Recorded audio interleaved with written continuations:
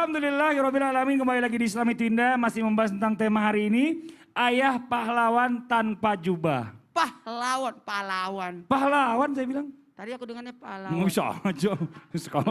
Coba tanya ntar sama yang lain. Yang jamaah sarapan, pahlawan belum atau sarapan. pahlawan? Pahlawan kata jamaah juga. Beliau Ya belum udah kita lanjut aja ya. Nggak usah dengerin Ustadz Maulana. Ustadz Syam, ini ada pepatah ya. Yang bilang bahwa surga itu ada di bawah telapak kaki ibu. Nah, kalau kita bicara masalah tentang telapak kaki ibu ini, kita bisa masuk pintu surga. Bisa nggak kita masuk surga tapi melalui seorang ayah? Nah, ini bagaimana penjelasannya? Mohon izin penjelasannya Ustaz Syam. Karena ayah ngiri.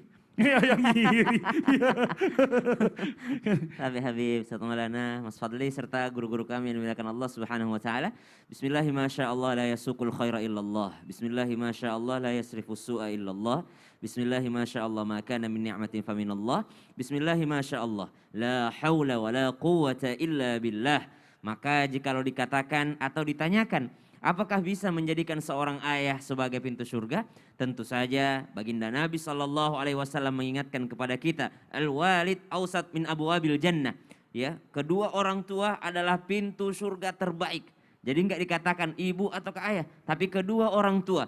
Ada yang misalnya ibundanya meninggal duluan, maka dia punya satu pintu surga lagi, yaitu ayahandanya.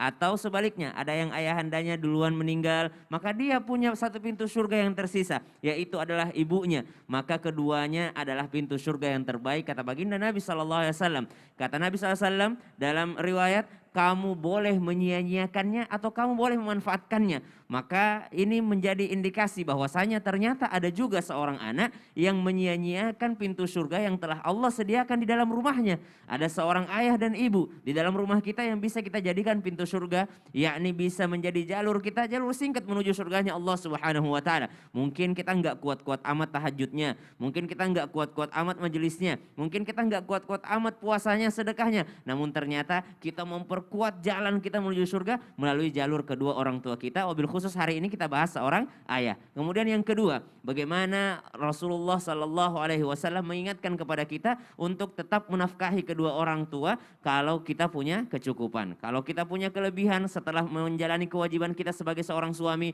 menjalani kewajiban kita sebagai seorang ayah untuk anak-anak kita menafkahi mereka, maka memberikan nafkah terhadap orang tua kita adalah sesuatu yang sangat mulia.